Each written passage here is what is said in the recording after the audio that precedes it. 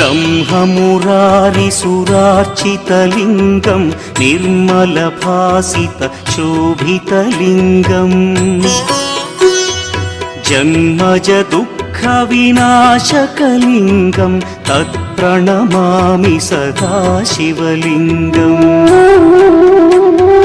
देवमुनिप्रवरार्चितलिङ्गं कामदहन करुणाकरलिङ्गम् रावणदर्पविनाशकलिङ्गं तत्प्रणमामि सदा शिवलिङ्गम्